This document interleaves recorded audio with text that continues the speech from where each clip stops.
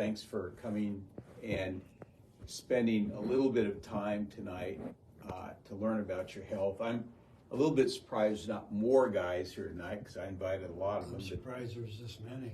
That's okay. I really am. I'm shocked. So, how many people here like are aware or think that there's a testosterone issue in our culture? I think there Okay, is. and what would make you believe that? Because you see ads on every source continually. Yeah, all the time. Yeah. Now, how many of you guys were, remember the 80s? Oh, Yeah, okay. Vaguely. Yeah. Okay, not 80s music, but just the 80s. Got Okay. married in 1980. Okay, good for you, Terry. Okay, were there any testosterone commercials on TV in the None. 80s? No. None in the 70s, I guarantee you None. that. None in the 80s. Okay, so what do you think has happened? I mean, did this just like somebody just got the idea? Yeah, we got to throw testosterone at guys. What do you think's happened? Our diets have changed. Yeah, they've changed. I don't know the driver. Well, I mean, ED, of course, is the driver to the advertising, But what? Like, there's something that happened because in the 60s, the 70s, and the 80s, this was not that big of an issue. And all of a sudden in the 90s and the 2000s, like you said, Scott, there's commercials all over the place. And so something has happened, and that's what I want to talk about tonight. The drug companies got stronger and bigger. Well, they have. They've gotten a lot bigger since the 80s, that's for sure. A lot more powerful since the 80s. Approximately, this is a little bit of an older figure, a couple years old, but approximately 16 million men suffer from less than optimal testosterone today. And many men in their 40s and 50s have less than 50% of the testosterone they had when they were 30. Now, here's the interesting thing is I see guys tell me that they're in their 30s and 40s, they're losing their sex drive. Okay, now I'm not going to ask for a show of hands, but I guarantee you, when I was 35, I wasn't losing my sex drive, and none of my friends were. I mean, it just wasn't happening. But that's happening now, and I hear about it. If you look at the symptoms of low normal testosterone, so it doesn't even have to be a frank deficiency. Fatigue, lethargy, sap motivation that won't go away, weight gain, especially abdominal fat. And this can be a chicken or an egg here. We'll talk about that later. No stamina, loss of muscle tone, depression or mood swings, loss of sex drive, low sleep quality. In fact, the men are the ones that are drinking all these energy drinks. They're trying to get energy. I saw a guy here, I saw him Saturday. He's from out of town, from northwest of here. And he drinks at least three energy drinks a day just to keep up. Yeah. Morning, breakfast, noon, and night. And he can't sleep. Well, I said, yeah, you might want to stop drinking these energy drinks, especially the one at night. That might help you out a little bit. Yeah. But I see this a lot in guys, and this guy is probably about 50. I think he's 50. So if you look at low normal, we're not talking about testosterone deficiency, just low normal, increased risk for premature death from any cause, increased risk from death from cancer, cardiovascular disease, or cerebral vascular disease, increased risk for memory loss, increased risk for developing clinical depression, increased risk for inflammation, just with low normal testosterone. Okay, so what are the things that cause a drop in testosterone? Well, we're going to look at all of them, but two of them are stress, uncontrolled stress, and poor diet. Like you said, Scott, our diets have changed, okay? So anything that elevates cortisol, which elevates with stress, by the way, which gland is cortisol produced in? Pancreas. Adrenal glands, okay? Which gland is insulin produced in? Pancreas, okay. These are the two 900-pound gorillas in terms of hormones in men. You screw these two up, testosterone gets screwed up, okay? So insulin and cortisol are the two most powerful and influential hormones in the body, okay? We just talked about insulin is secreted by the pancreas, cortisol by the adrenal glands. So we need cortisol. Cortisol helps decrease inflammation. So prednisone would be a man-made cortisol, okay? So there's this dance that unfolds between these three hormones: cortisol, insulin, and testosterone. So when insulin or cortisol are high, the body converts testosterone to estrogen, okay? So you don't want high insulin in the body, okay? You don't want high cortisol in the body. So when estrogen goes up, testosterone goes down, okay? It's not the only thing that causes elevated estrogen, it's one of them. Cortisol stops testosterone production dead in its tracks. Elevated estrogen kills the cells in the testicles responsible for making testosterone, okay? We need estrogen, men need estrogen, women need testosterone. We just don't need very much, okay? We get too much, it's not good. So here's another one. This is a big deal right here. Increased abdominal fat is another enemy of testosterone in men. Fat contains a couple of things that are not good. Number one, fat cells produce its own estrogen. Fat cells produce estrogen. Number two is they produce pro-inflammatory chemicals that inhibit the release of testosterone. So here's what I'm finding in my office. I find this frequently, is that men that come in that are overweight, that have especially large bellies, a lot of those men don't have sex drive, and they have problems in that area, okay? So one of the first things, if you want to normalize your testosterone, you gotta work on getting rid of this. I'm gonna talk about how to do that tonight. This is the enemy of a good sex drive and testosterone right here. And when you start developing excess fat, then you elevate your estrogen automatically because fat cells produce estrogen, and you elevate inflammation, which kills the production of testosterone. So you can't let this happen, or if you have, then you got to take some steps to decrease it or get rid of it. And here's the thing in our culture is that, you know, I don't know who decided that we could do anything that we wanted to with our bodies and it would be okay.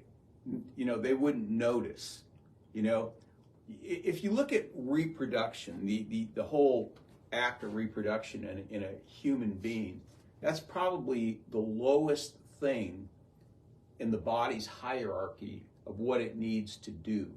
Your body wants to keep you alive. That's the number one thing it does.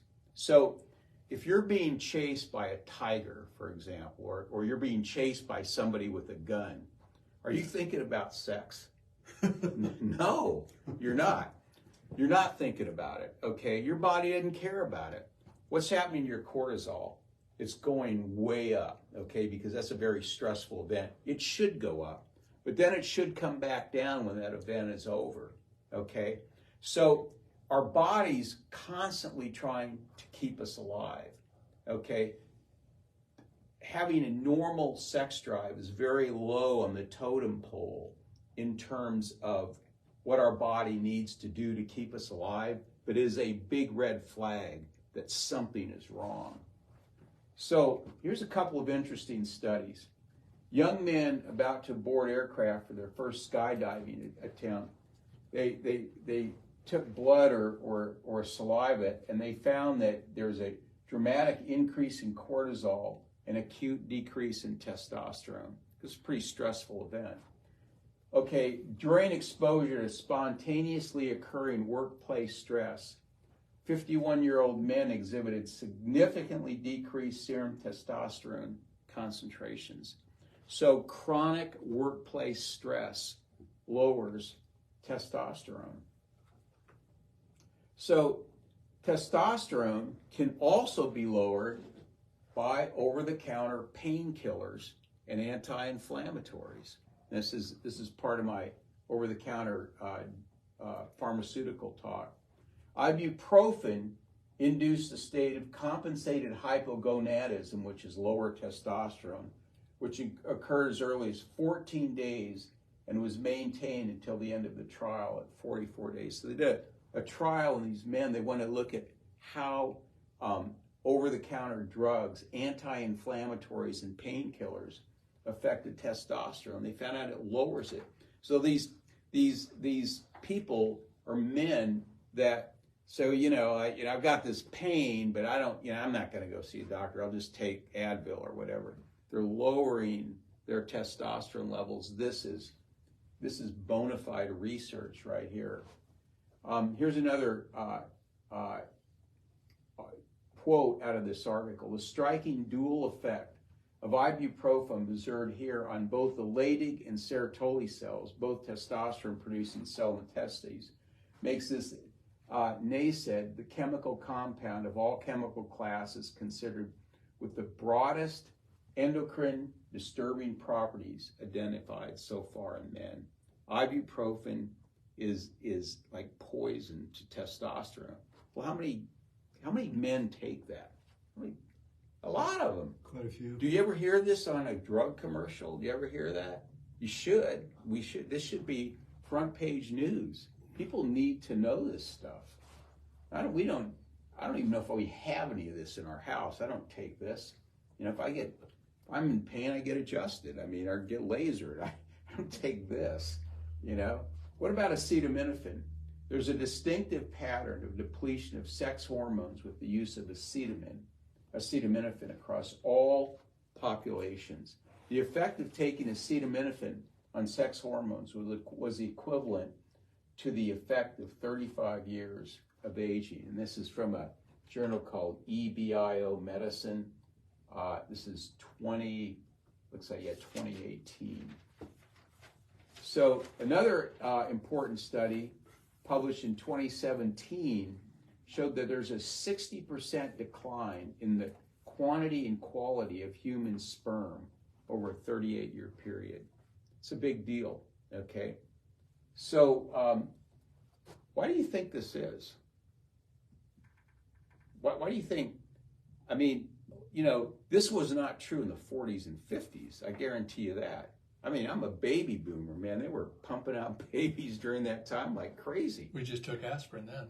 Yeah, well, and not only that, but we didn't have the level of toxicity that we have now. And so it's really hurting human reproduction. So let's talk about how do we fix the testosterone issue. So number one is you eat a low glycemic diet to normalize insulin levels. So that's meats, vegetables, most fruits, nuts and seeds. So this is sort of a Mediterranean type diet. Antioxidant-rich foods protect Leydig cells in the testes, which produce testosterone. So, look at your berries would be an example of this. So every time I eat a salad, which I eat quite often, I always put blueberries, organic blueberries go on top along with cruciferous vegetables. And I use olive oil, and I'll show you why I do that in just a minute. So these are important things. Why don't men respond well to testosterone replacement? Number one is Caucasian men, and this is a study that was done in the Journal of Alzheimer's, have high levels of homocysteine. And homocysteine is a chemical in the body that causes inflammation of the arteries, and you have high levels. Anybody know why you get high levels of homocysteine? It's a hard question, okay? All right. It's because you have a B12, B6, or folate deficiency. That's why you get elevated levels of homocysteine. This is a chemical I measure on my standard blood profile. Everybody gets homocysteine, okay? Homocysteine's high, I give you cataplex B core, and that brings it down. So it's a measure of oxidative stress in the arteries, and it tends to have a negative response to testosterone replacement. So this is in the Journal of Alzheimer's Disease. So they looked at men, and they found that men that had high levels of homocysteine didn't respond well at all to testosterone replacement, okay? Which I think that's a really, really important finding. Now, there's a lot of other issues with testosterone replacement that I don't like, and I don't know that I would ever do that personally. But if you look at, you want to lower homocysteine, you know, spinach, turnip greens, free-range eggs, all of these things here lower homocysteine. The supplement that I have that does it is either Beta Food or Cataplex B Core. So in the New England Journal of Medicine, this is 2009, it said that cardiovascular problems were 4 times more likely in men using testosterone replacement than those that weren't, okay? So I want you to understand, when you get testosterone replacement therapy, you're getting a lot more than your body can really handle all at one time. So when our body uses hormones, it uses hormones like one molecule at a time. Just takes it and uses it as it needs it, okay? But when we get testosterone replacement therapy, we're getting this rush of this hormone in our body. It's not normal or natural at all. So this journal, this article also said many had swollen and painful breasts, increased blood clots in legs, low sperm counts, and other unwanted symptoms. Now, I'm not up here saying that testosterone replacement never works.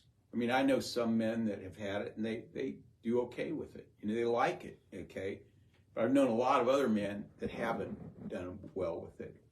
And the thing is, when you do testosterone replacement in the body, the thing you have to understand is you're putting your body on welfare, so your body doesn't have to make testosterone anymore. If it's getting injected, why does it even have to make it?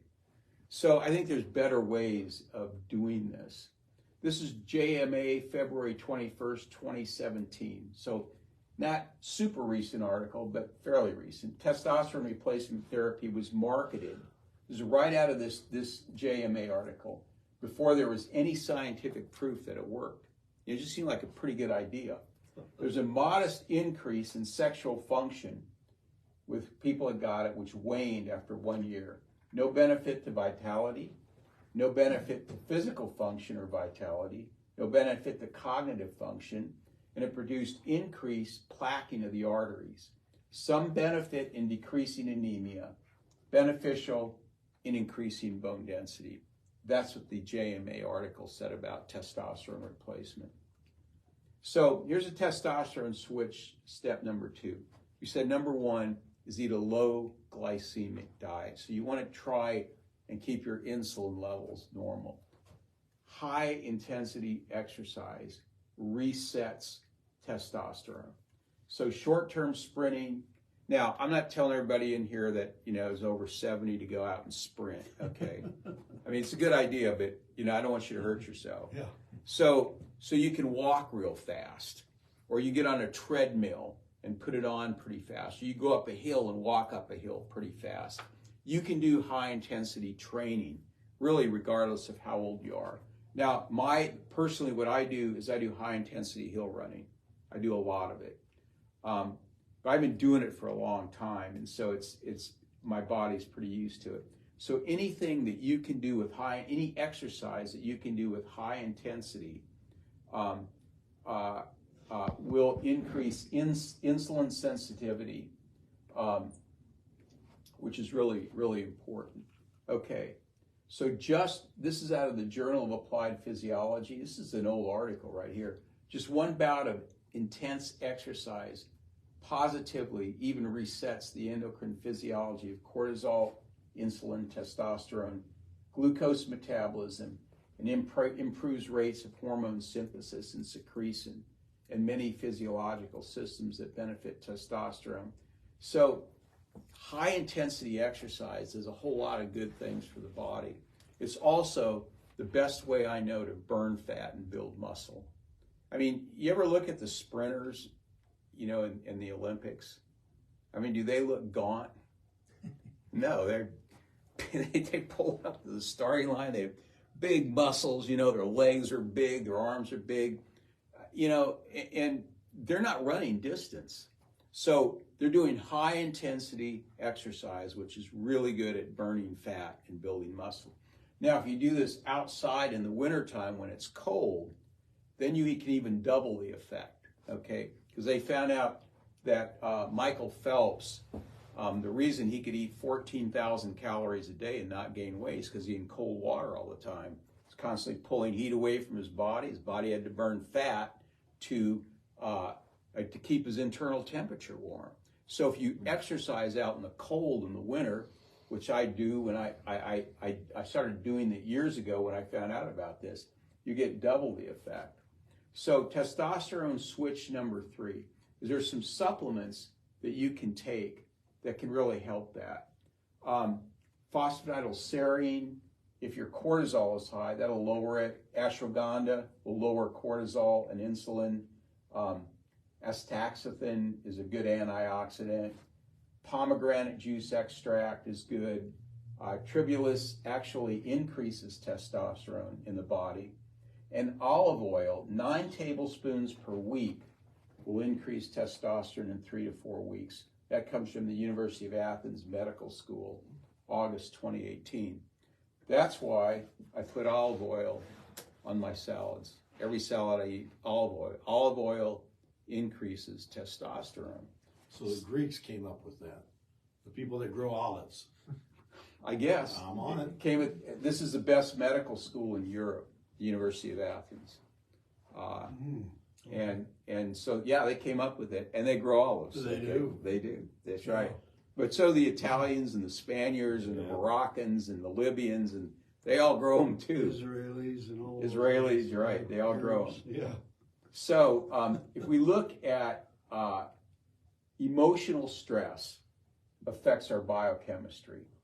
It elevates cortisol. It lowers testosterone. Lower testosterone causes weight gain, which affects our structure, which again causes some emotional stress.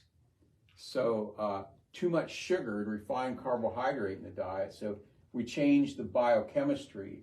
It elevates insulin, lowers testosterone, increasing estrogen, which leads to low energy and depression. Elevated insulin and low testosterone also lead to weight gain, joint and muscle pain, and emotional stress. So it becomes like almost this cycle. Yeah, it's a cycle. Thank you. So some other facts regarding testosterone in men. So if we're looking at just blood, I like to measure testosterone with saliva. I think it's more accurate. But if we're looking at blood, total estrogen should be below 30 nanograms per DL. Fat cells store estrogen. Okay, we talked about that. Losing fat inhibits estrogen conversion.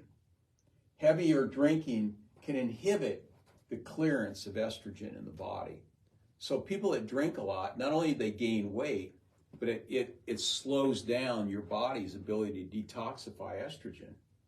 Grapefruit inhibits the breakdown of estrogen. So if you have high levels of estrogen in your body, you don't want to eat grapefruit. Cruciferous vegetables stimulate the clearance of estrogen. So we're talking about kale, broccoli, cauliflower, Brussels sprouts. Very, very good for getting rid of estrogen.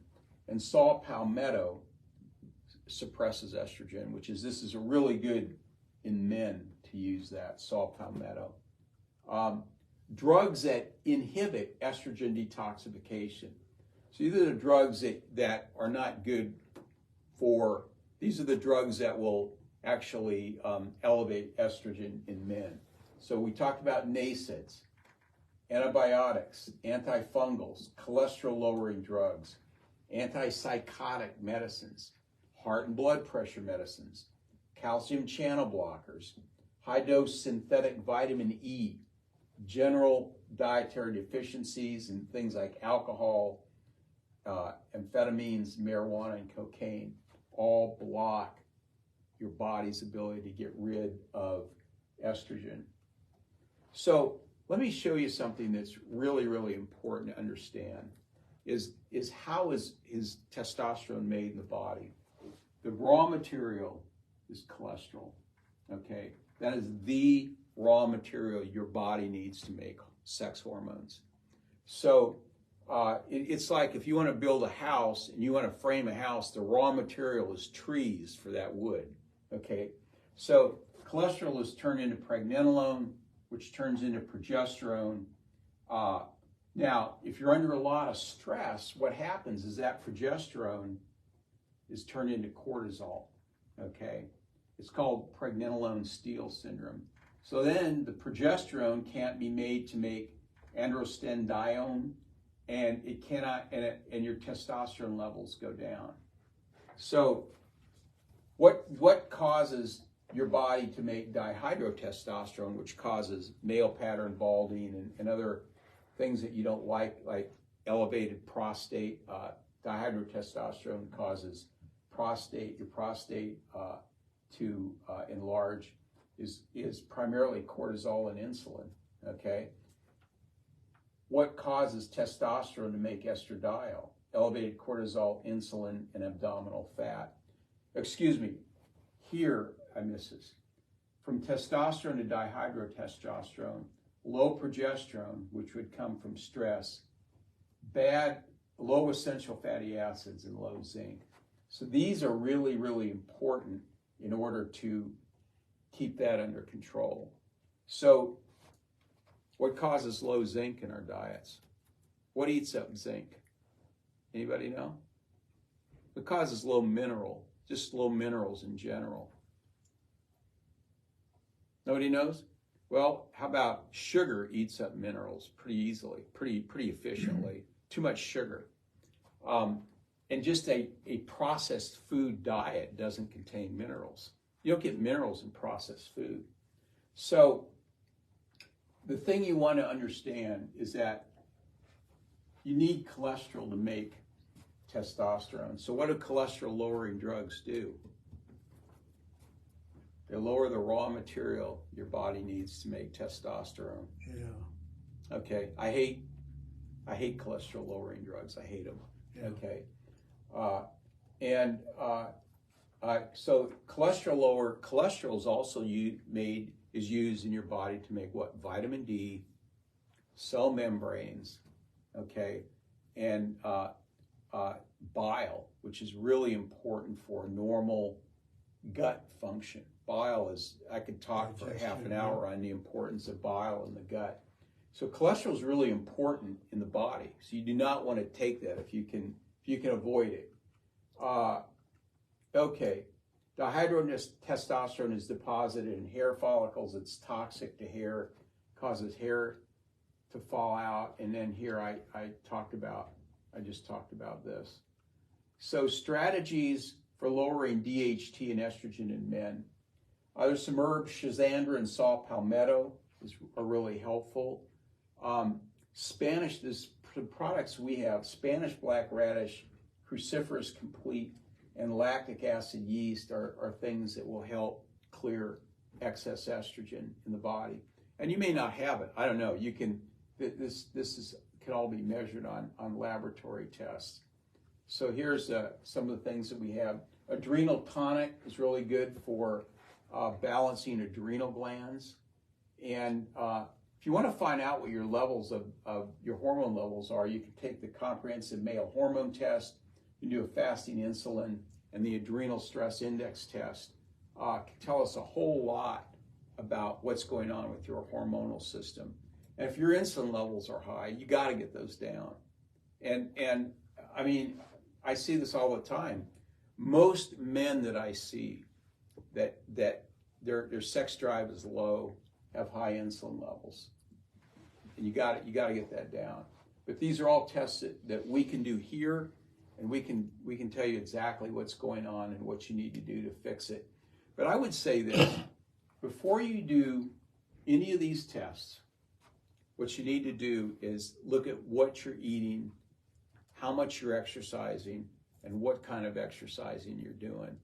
Because if you're eating a high sugar, high refined carbohydrate diet and you don't exercise, it won't really matter if we do these or not. You got to fix that, okay? You gotta be willing to fix that part of your life. And if you can fix that, then you can get your hormones balanced again. So good. I finished on time. Any questions?